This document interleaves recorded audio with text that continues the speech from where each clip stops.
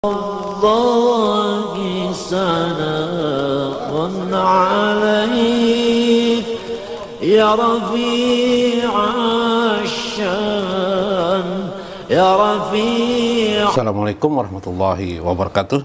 Bismillahirrahmanirrahim. Bismillahil malikil qudusis salam. Bismillahil azizil hakim. Wassalatu wassalam ala sayyidina wa nabina Muhammad wa ala alihi wa sahbihi ajma'in. Hadirin jamaah musta'lim yang berbahagia, fa inna insyaallah ab'asyu fi kitab Syekh Abdul Qadir Jailani, kitabuhu Fathur Rabbani. Insyaallah hari ini kita membahas tentang bahasan daripada Syekh Abdul Qadir Jailani, wa nafa'na bihi wa ulumihi. Mudah-mudahan kita mendapatkan manfaat, faidah dalam hidup kita, memahami, mengarungi pengetahuan-pengetahuan Syekh Abdul Qadir Jailani yang merupakan orang yang sudah memiliki bukti-bukti fadilah dalam hidupnya, adalah orang yang selalu dekat dengan Allah Subhanahu wa Ta'ala. Hari ini beliau menceritakan tentang keadaan sebuah lingkungan beliau, kondisi di mana beliau hidup pada zaman itu ternyata bukanlah zaman yang indah, zaman yang bagus ya menurut beliau.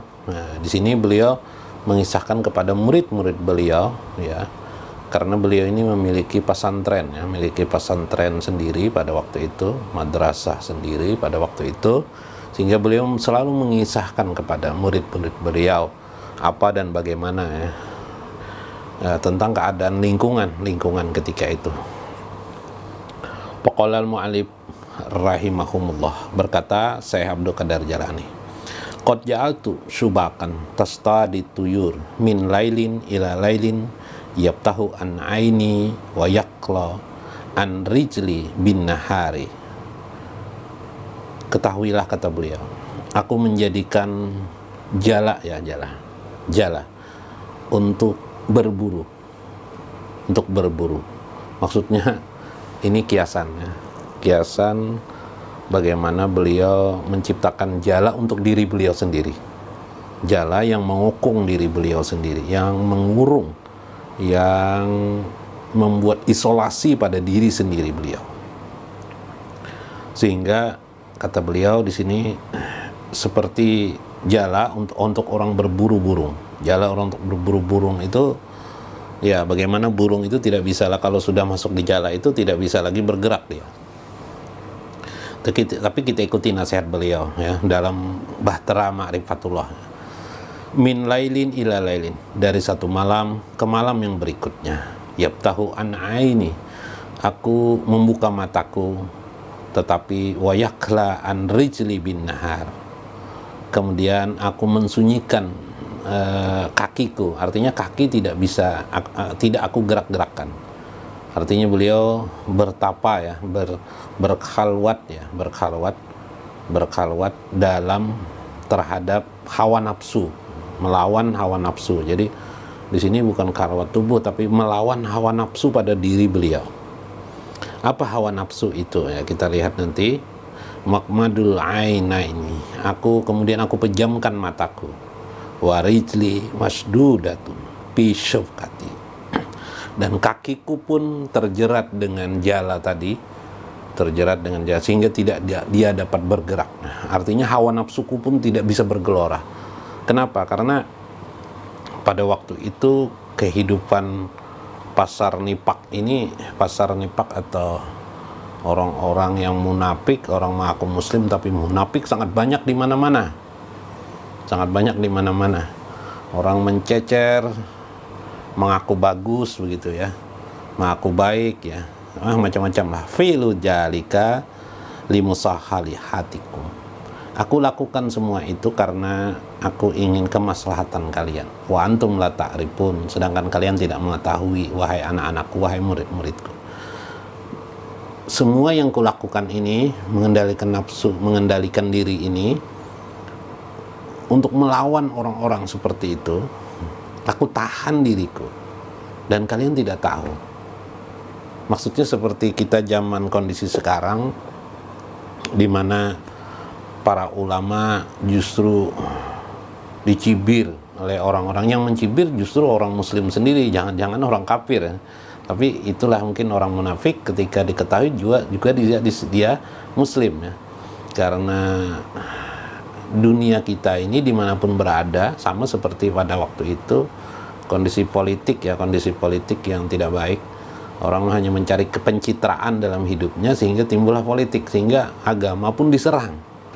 Sama seperti kita zaman sekarang, ada seorang yang mengajarkan kebajikan di YouTube ya, misalnya di YouTube atau apa di sana, tetap ada yang mencibir tidak baik sebagai kasihan ya.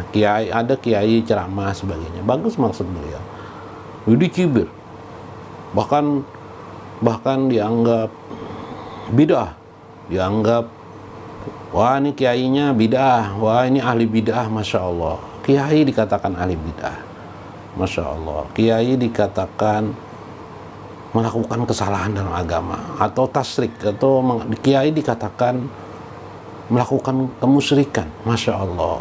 Kiai-kiai yang sebutan mereka itu tadi, baik guru-guru pesantren, masya Allah, guru-guru para habib-habib, habaib-habaib, ini mereka ingin kebajikan, tidak ada yang dicari mereka kecuali adalah semata-mata kebaikan untuk umat. Andaikan agama tidak menyuruh mereka untuk berdakwah, mengajarkan amar ma'ruf dan nahi mungkar, pasti mereka akan berebutan, akan ya berdiam diri saja. Ingat kepada Allah, zikrullah. Ngapain susah-susah? Ngapain mengajarkan agama pada orang? Ngapain? Kalau Allah tidak menyuruh, tetapi karena Allah menyuruh, ini yang terjadi.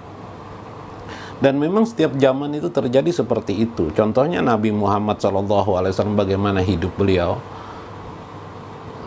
Mungkin Anda bisa melihat surah Ad-Duha, Wad-Duha wal-laili ijaz saja. Ma wadda'aka rabbuka wa ma qala. Tuhan kamu itu tidak meninggalkanmu Muhammad. Karena Nabi itu waktu itu dalam sejarah, dalam sababun nuzul surah Ad-Duha ini, mungkin beberapa bulan Nabi tidak menerima wahyu turun. Sehingga Nabi rasa takut timbul. Ada apa? Allah apa meninggalkanku atau tidak? Kenapa Allah tidak berfirman kepadaku? Tidak menyampaikan firman-Nya, wahyunya kepadaku? Subhanallah. Sementara di lingkungan yang dihadapi beliau hanyalah orang mencela-cela beliau. Masya Allah, Nabi itu tidak gampang-gampang dikatakan orang gila. Bayangkan, orang yang sangat baik tapi dikatakan gila pada dirinya. Subhanallah. Bahkan dalam sejarah Nabi, orang Muslim pun yang sudah menerima Islam pun belakangan beberapa kelompok ada yang mau mengingkari, misalnya tidak mau mengeluarkan zakat. Itu terjadi pada masa Rasulullah SAW karena kealpaan kebodohan mereka. Nah, ini luar biasa, sehingga mawadda'aka rabbuka wa ma qala. Tuhan kamu itu bukan meninggalkan kamu wahai Muhammad, tidak. Dia akan tetap mengikuti kamu, dia akan menggiring kamu, menyokong kamu. Walal akhiratu khairul laka minal ula. Akhirat itu lebih utama juga pada dirimu.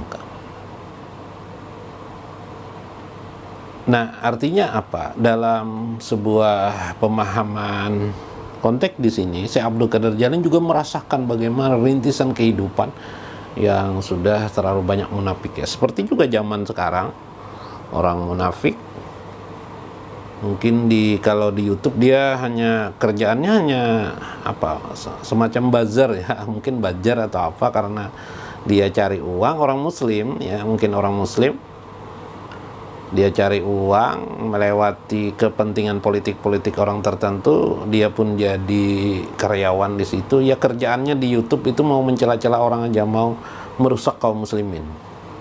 Mudah-mudahan ini bukan orang muslim ya, mudah-mudahan ini pekerjaan orang kafir saja ya, tapi mengaku muslim ya. Copy paste dia mau mencela-cela orang sana kemari di YouTube, di apa, begitu aja pekerjaannya. Nah, astagfirullah. Kalau orang muslim, naudzubillah min dzalik, mudah-mudahan tidak ya. Ya Allah, itu adalah yang merusak, mengganggu jalan dakwah itu sendiri.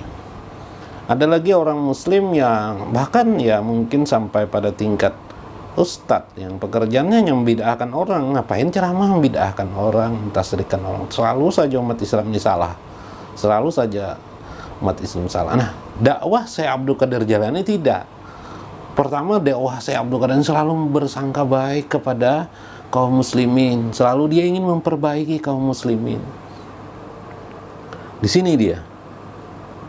Begitu banyaknya orang-orang munafik di sekeliling kehidupan kaum muslimin yang mengganggu kaum muslimin, beliau rasakan itu. Andaikan tidak, beliau tinggalkan. Andaikan karena perintah Allah subhanallah. Wa antum la ta'rifun, tapi kalian tidak tahu, kata beliau. Laula muwafaqatal haqqi aja wa jalla wa illa fahal akil ya'udu bi hajihil baldah wa yu'asiru ahlaha qad amma fiha riya wan nifaq waz zulum wa kasratu subhati wal haram. Subhanallah. Andaikan bukan karena dukungan sokongan Allah, nah itu tadi, andaikan bukan karena Allah saya ini hidup, kata Syekh Abdul Qadir, pasti kutinggalkan sudah. Bagaimana bisa kita hidup duduk di baldah itu negeri yang seperti ini, wa yu'asiru ahlaha, dan bergaul dengan para penduduk di dalamnya, qad amma fiha riya, sedangkan mereka selalu melakukan riya, pencitraan, hidup pencitraan. Bagaimana, bahkan ngeri apalagi pencitraan dalam politik, ngeri sekali lagi. Pencitraan untuk mengelabui kaum muslimin hanya untuk kepentingan pribadi. Na'udzubillah min dzalik. Banyak ya pencitraan itu terjadi. Wan nifaq, orang-orang nifaq. Bagaimana bisa kita sebenarnya bergaul dengan orang-orang nifaq? Coba bayangkan, ada seorang kiai dicela dia karena beliau misalnya mengisahkan melakukan pembangunan masjid atau pembangunan pesantren di suatu tempat, lalu beliau mengatakan, Mbak, ini adalah bagus untuk sedekah, kita melakukan sedekah sini, melakukan wakaf di sini. Lalu dikatakan orang-orang pencela justru dicela itu, ini untuk apa? Kok kiainya minta-minta uang, kasihan kan para kiai itu, kasihan mereka. Subhanallah. Mereka hanya menyampaikan apa yang begitulah dalam perilaku keagamaan. Membangun masjid, membangun pesantren itu bagian daripada kehidupan beragama. Jadi kalau ada kiai menyampaikan untuk sebuah kebaikan, pembangunan ini bagus untuk supaya Allah Subhanahu wa taala, itu sesuatu jaring kepada kita untuk beramal soleh. Mudah-mudahan Allah selalu membangkitkan, memuliakan para aulia-aulia Allah yang berjuang mengajarkan kebajikan, para kiai-kiai, para ulama-ulama dimanapun berada. Dan semoga yang mendengar ini juga menolong mereka, memfasilitasi mereka, dan bersama mereka hidup. Nah ini, mudah-mudahan, amin ya rabbal alamin. Banyaknya orang-orang nifaq di suatu negeri ini, kata beliau. Wadzulum, orang-orang yang zolim. Anda bisa sendiri menafsirkan. Wa kasratus subhati wal haram, dan banyak berbuat subhat. Sudahnya itu wal haram, masya Allah, dan keharaman. Subhanallah. Padahal qad kasyara, banyak sekali ya. Qad kasratu kufrin an na'imal haqqi aja wa jalla wal isti'anah biha alal pusuki wal pujuri. Banyak diantara mereka yang sesungguhnya kekufuran itu sudah melengket di dalam hati mereka, sudah melekat pada diri mereka, sehingga mereka melupakan nikmat Allah Subhanahu wa taala yang ada pada diri mereka, ya kan? Kekayaan, kebesaran, jabatan dilupakannya hanya untuk Allah. Untuk Allah, sesuatu yang nikmat diberikan Allah itu justru digunakan untuk menghalangi perkembangan agama, menghalangi kebesaran agama. Bahkan mereka berani menyewa orang-orang ya, untuk meruntuhkan agama. Dengan cara apa? Dengan cara menjadikan kaum muslimin seperti di Indonesia berbeda-beda pendapat. Coba bayangkan. Bahkan dia mengangkat dirinya sebagai bagian daripada mempertajam atau membuat api, pemula api, pemula api untuk berbeda pendapat. Hadis ini tidak sahih, hadis ini dhaif, yang sahih itu adalah hadis ini. Subhanallah. Amalan kaum muslimin misalnya, Allahumma lakasumtu wa bika amantu wa ala rizkika aftartu, misalnya kalau kita bulan Ramadan. Itu tidak sahih, hadis yang sahih ini sebagai ribut yang kaum muslimin yang yang tidak tahu ini, karena dia ngomong sama orang jahil, bukan orang kepada orang yang pintar dalam agama. Akhirnya ribut, yang mendengar itu disiarkan di YouTube, ribut, ngapain membahas masalah itu, ngapain masalah itu, kan amal-amal itu baik semuanya. Tapi orang-orang ahli marifatullah, makanya dalam ilmu marifatullah dibentengi dengan keadaan-keadaan seperti itu supaya kita tidak menuruti mereka.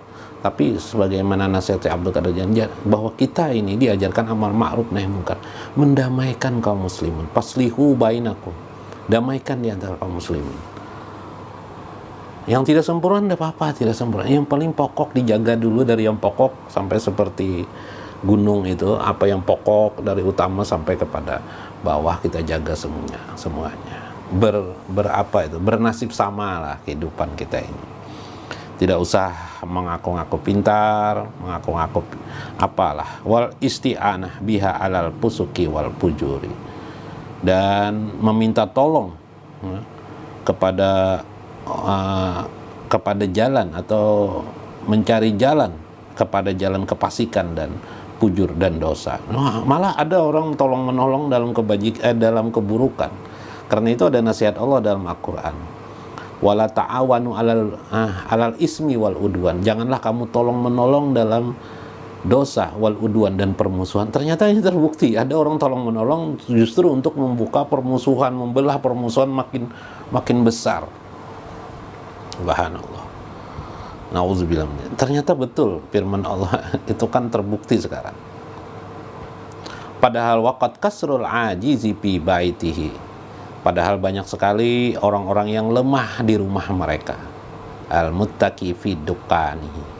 Orang-orang terbelenggu, orang-orang yang tidak bisa berbuat hal di toko-toko mereka. Nah, sekarang kehidupan yang lemah seperti sekarang, kondisi ekonomi yang lemah sekarang, bagaimana? Harusnya ditolong. Tetapi dalam keadaan-keadaan begitu juga ada ajindik, orang-orang jindik. Bishar bihi, dalam minuman mereka. Minuman mereka adalah kejindikan. Jadi bagaimana orang jindik itu? Laulal hikami latakallamtu bima fi buyutikum. Andaikan tidak karena hikam Allah, karena hikmah yang diberikan Allah pada diriku, pastilah akan aku ceritakan kepada kalian semuanya apa yang terjadi pada rumah-rumah kalian, apa yang terjadi pada sekeliling kalian. Walakinna li asasun yahtaju ilal bina. Tapi aku menyadari, kata Syekh Abdul Qadir Jailani, pokok yang utama dalam hidup ini yang berhajat kepada pembinaan manusia, pembinaan kehidupan. Itulah yang pokok diajarkan agama kepada kita. Bagaimana kita mengajarkan ma'ruf, kebersamaan, kepersatuan bagi kehidupan manusia. Subhanallah, pandangan yang sangat logis. Betul, muslim disatukan. Non-muslim bukan berarti dimusuhi. Orang kafir tidak perlu juga dimusuhi. Ngapain memusuhi mereka? Kita hanya bertahan untuk dari serangan keburukan mereka, itu saja. Tidak harus memusuhi mereka. Kecuali mereka menyerang, maka itu berbeda hal. Nah, itu maksudnya. Jadi pandangan ini bagaimana sebenarnya situasi kondisi sekarang ini adalah situasi di mana kita harus berdakwah, menyampaikan kebaikan. Dakwah tidak hanya mulai ceramah, dakwah dalam segala hal di sekeliling kita, mencontohkan kebaikan kepada manusia yang lain. Subhanallah. Orang-orang inilah yang selalu digiring Allah subhanahu li atfal, bagi anak-anakku semuanya. Nah, kata beliau, yahtazuna ila tarbiyatin law kusibtu ba'du ma indi kana zalika sababul piraku baini wa bainakum.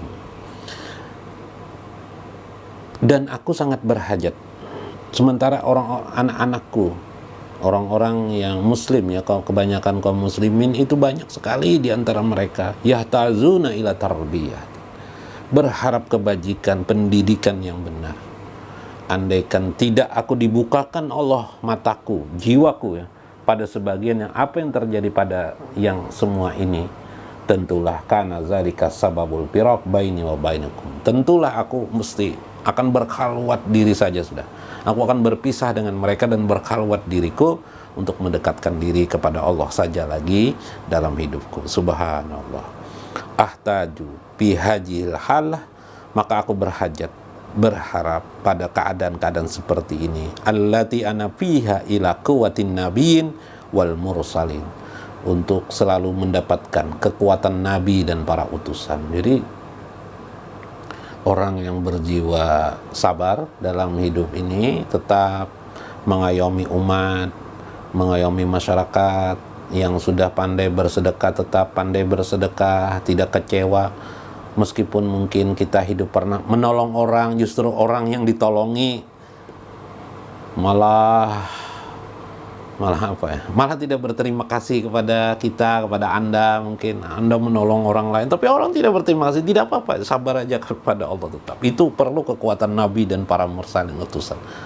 Maka Anda harus bersabar. Ya Allah, ada membina anak kita baik-baik, justru anaknya durhaka kepada orang tua, atau ada memelihara anak yatim, kemudian kita besarkan, kita ongkosi biaya-biaya, justru dia mengingkari kita, bahkan kasar kepada kita, atau karena dia belajar apa dan sebagainya lalu mengkafirkan kita, atau menganggap tak ada hubungan apa-apa antara diri kita dengan dia. Ya Allah, ini adalah manusia-manusia yang tidak tahu berterima kasih. Ada begitu kejadian yang saya dengar, ada orang dididik oleh anaknya, kemudian dia belajar sesuatu agama, apa katanya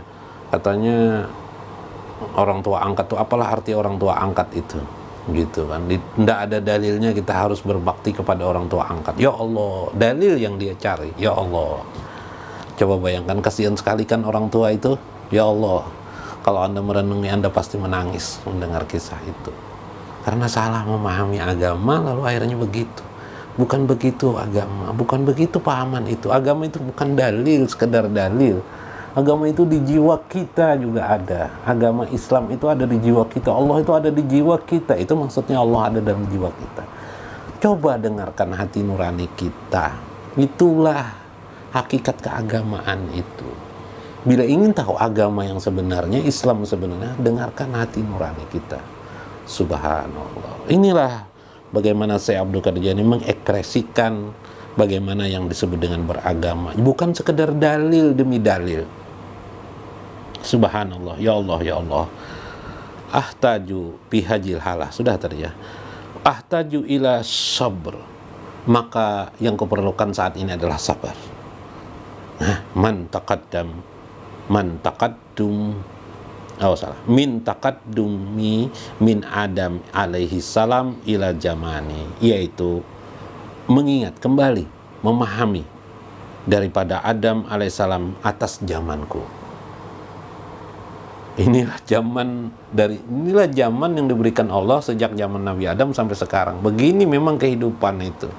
Aku menyadarkan juga aku, kenapa sampai para nabi itu diutus, para mursal itu. Maka kita perlu kekuatan nabi. Ahtaju ilal quwwatir rabbaniyah. Maka itu aku perlu kekuatan rabbaniyah, kekuatan ketuhanan. Nah, jadi ada kekuatan ketuhanan yang luar biasa pada diri kita, yang harus kita buka. Ruh ketuhanan itu harus kita buka sehingga kita menjadi orang yang hebat jiwa kita. Subhanallah. Mudah-mudahan bermanfaat nasihat Syekh Abdul Qadir Jailani ini kita tetapkan di hati kita, dalam hidup kita. Allahumma lutfan wa aunan wa ridho.